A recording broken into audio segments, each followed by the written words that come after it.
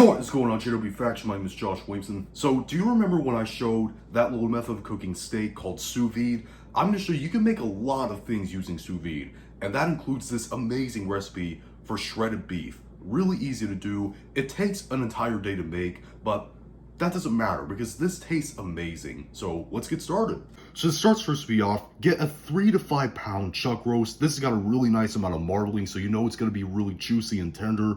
But what you want to do is season it very well with coarse salt and black pepper. Now remember, this is a big piece of meat, so you want a lot of salt and pepper on there. Well, at least a lot of salt. And repeat the same thing on the other side. Now you can use any sort of rub or seasoning that you want, but I like actually tasting the meat, so I only season it with salt and pepper. Next, you want to vacuum seal the chuck roast. This is how you want it to look. You want all of the air out of the bag. So now over to our sous vide circulator. Now, I'm going to refresh your mind again on what sous vide is. Now, sous vide is a French word for cooking food in a water bath. This way of cooking meat just makes it really convenient and also just a lot better quality. Now, what it does is it circulates the water right here in this little container, and it gets it to the exact temperature. Like say if you're making a steak, it can cook your steak to the exact same temperature of how the internal doneness you want it, whether it's rare or medium rare, all that stuff. But for this, I'm gonna preheat this sous vide circulator to 176 degrees Fahrenheit. That is the temperature of which the meat, the chuck roast, will break down and become super tender and actually try to fall apart when you try to pull it out of the bag when it's done cooking. And if you're wondering where to get these sous vide circulators, you can buy them on Amazon or any other shop that sells them. They're very expensive, but if you have enough money to get the equipment, this container and the circulator, it's so well worth it. Cook a steak in one of these and you'll never go back to another method. Alright, so the sous vide is preheated to 176 degrees Fahrenheit. I just dropped the vacuum sealed chuck roast in the water, and what I'm going to do is I'm going to let it sit in there for 24 hours. That'll make it really nice and tender. Alright, so this is what the chuck roast will look like when it comes out of the sous vide bag. Now, before we continue, you see this stuff right here? This is the juices that are from the bag while it was cooking sous vide. Do not throw this away. I'll show you what to do with this when we get there. But anyways, the chuck roast does not look appetizing right now, but see, here's the thing, we got to give it a good sear. But anyways, before we do that, we want to pat this thing as dry as we can. If it's too moist, it's not going to get a good sear.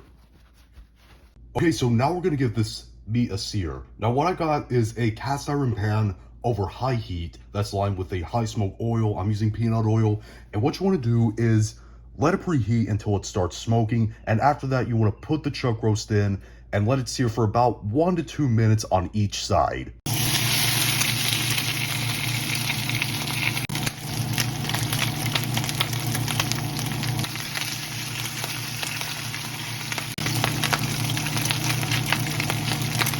So as you saw by that little annotation, yes, the chuck did fall apart while I was trying to put it into the pan, and that's the reason why it came off in pieces like that. That's what you want to be careful about. Unless you have some butcher's twine to tie around the roast before you sous vide it, you're pretty much going to end up with a mess. But anyways, after you let it sear, you want to let it rest for 5 minutes. Alright, so after the meat has rested, what you want to do is take a couple forks and then just shred it apart. Look how tender this is.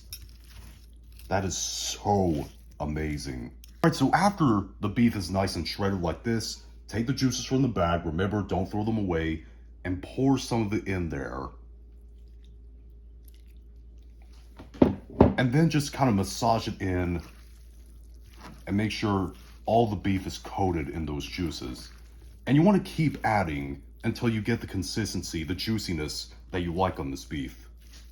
Alright, and our shredded beef is done. Like I said, it was really easy to make. Yeah, it did take an entire day to make, but who cares? That's what makes this meat so good. It tastes amazing. It is super tender, super juicy. I'm telling you, this stuff is like meat butter. It melts in your mouth. It's so tender.